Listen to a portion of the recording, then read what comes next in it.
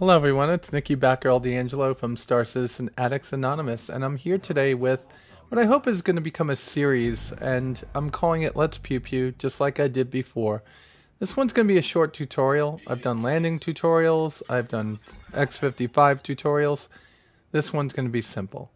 I'm sitting here in my Avenger, and it is stock. So many of you don't have the money, haven't had the opportunity or desire to put a bunch of money in the game. So you're sitting there with an Aurora, or you're sitting there with an Avenger, or something in that under $100 category of fighter. Not the Super Hornet, which is what I call easy mode, but something like this, which I find the most difficult fighter to actually use in Vandal Swarm. This one is the Avenger, and it's stock with two CF007s and the Tiger Streak T21 Gatling gun in the nose. Now, if you're flying with Joystick, it's going to be exceedingly hard to excel at this particular weapon loadout. I'm trying to figure out what was going on there. But there are things that you can do. So first off, you need to just continue to fly. You need to test out the ships and learn how to get the pipper on the target so you could at least compete. Now, this weapons loadout in the current model of Arena Commander's Vandal Swarm is not going to get you very far. And the reason for that is that they've upped both the AI, the shields, and armor on the Vandal, making it a little bit more difficult to take them out. Now, there are many of you with mouse and keyboard that are going to say, oh, but I do such a great job at it. Well, I'm sorry, mouse and keyboard are just overpowered at this particular point. So this is really for those of you that are using the joystick and HOTAS setups. And I'm not saying that the people that use mouse and keyboard are wrong. They aren't. They're doing amazing at this game, and I really do envy them. But like Ben said on my show recently, I really just don't get the feel of flying a fighter with a mouse and keyboard. If I want to fly mouse and keyboard, I'm going to go play War Thunder. I don't want to fly a realistic space fighter inside of this universe with mouse and keyboard. Now, let me just add this to it. I don't in any way, shape, or form want there to just be mouse and keyboard or joystick and HOTAS or gamepad support in this game. I want there to be all three. And I want it to be a little bit more even. But let's play in the world that we have at this point. So you can see I can take out the Vandal pretty easily at times, but it gets a little bit difficult and a little bit long, and I'm not saying I'm good at this game, but I am average to above average. And it just doesn't do enough damage with the stock loadout. Now with Rec, you're going to make money. You're going to be able to test out different weapons loadouts. And what I'm going to do is show you a loadout that would be theoretically good, but might have its own faults also.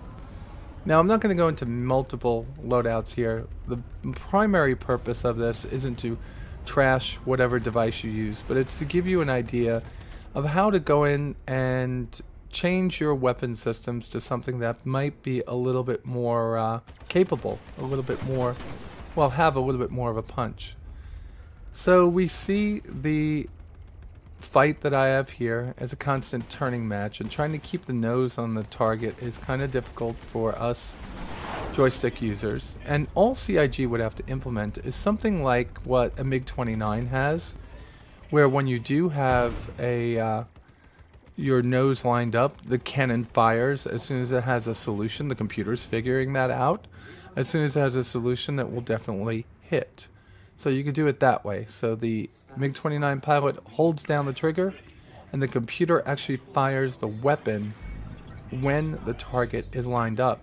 There's other systems that are being tested today. I believe the F-35 might have one in the gun pod that it carries, but I might be wrong. And it has a little bit of a gimbal on it, and the targeting computer locks onto the target or the bogey in front of you, and carefully aims the weapon a little bit more so you get a better lock on to the target.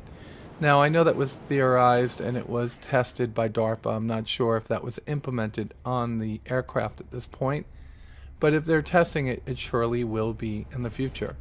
Now, Elite Dangerous has opted to use that mode for joystick, for the joystick pilots in their game, where all you have to do is keep the nose on the target, and if you're using gimbaled weapons, it's going to track to the target and give you a much more accurate fire when you pull the trigger.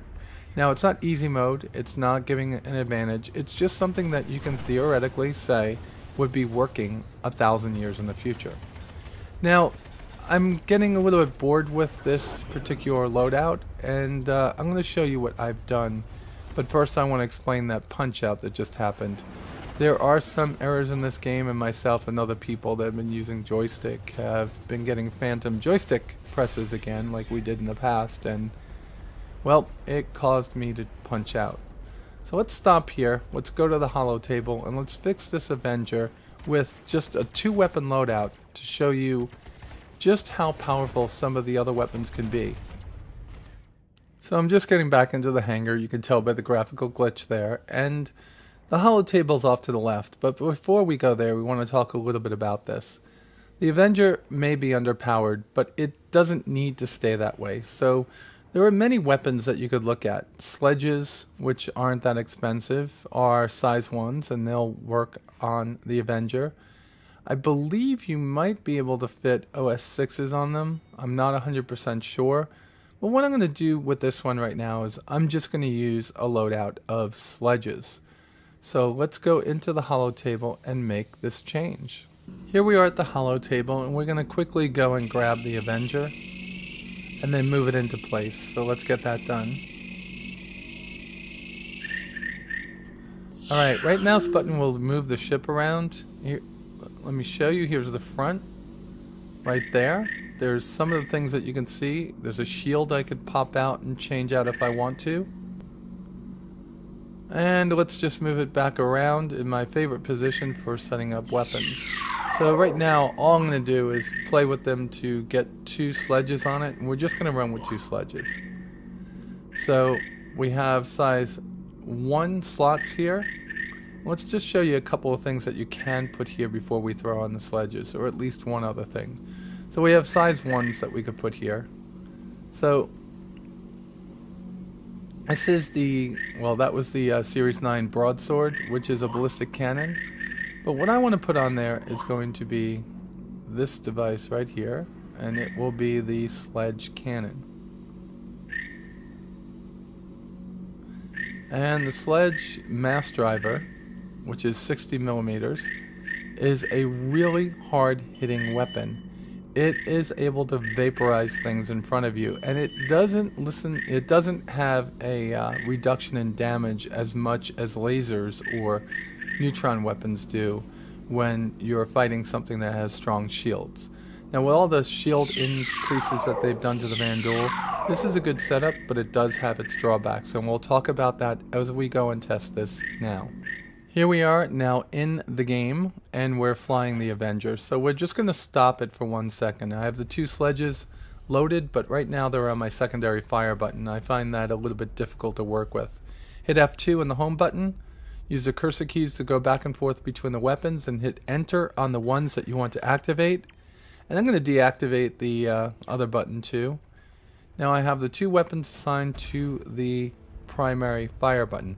Problem with this is that it is not persistent. There's no way to do it anywhere but in-game, and you don't always have the opportunity to do it if you have to respawn. Any changes that you made are set back to default. So now we have the sledges assigned to the primary button, which will make it easier.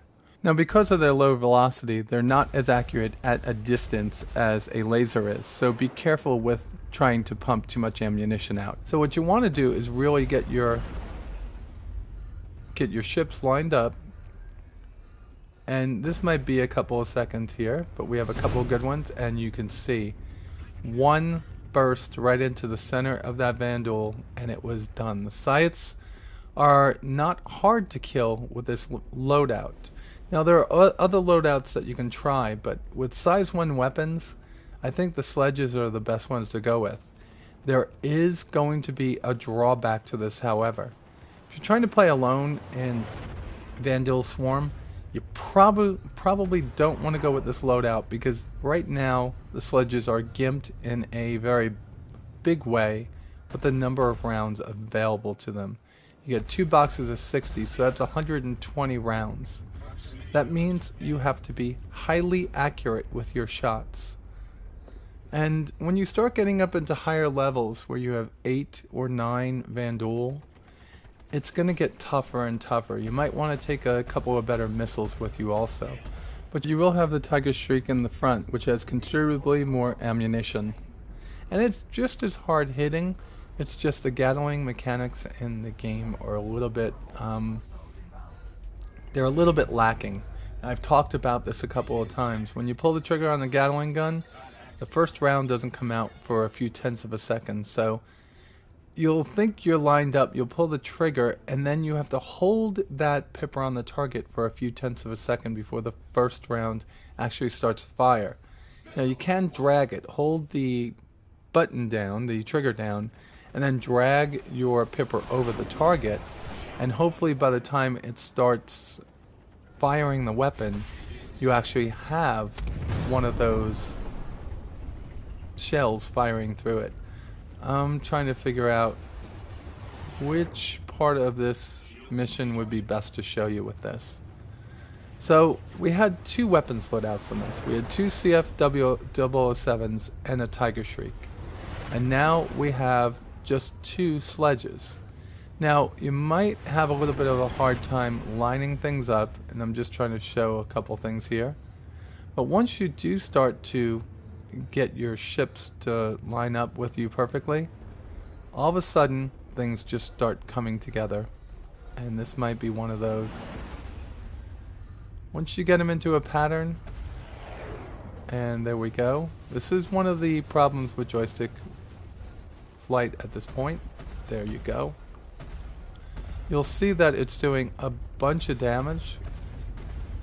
There we go. And we're able to punch right through the shields and right into the body of that and take it out. I get much more accurate as time goes on. See? One shot just took out the pilot in that one. This is a very important thing to get your head wrapped around. When you buy a ship, whether it be $25, $80, or $250, it will come with a preset weapons loadout. That doesn't necessarily mean it's the best weapons loadout, and that's something Chris has been saying forever. You will always be able to upgrade your weapons to better ones, and sometimes that will be coming at a loss of another system.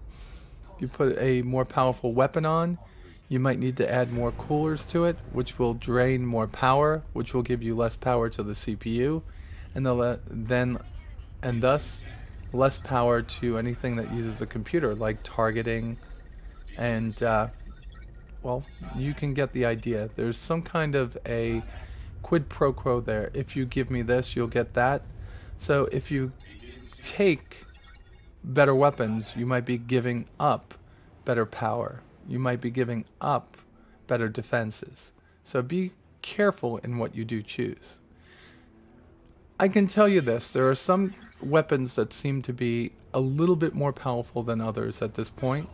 If your ship can take an Omnisky 6, which could also be pronounced Omnisky, and I just call OS 6, then that's something that you might want to try to use because they're very powerful lasers. If in the nose your ship has something like a Gatling gun and it can handle a sledge, it's something that you might want to think about.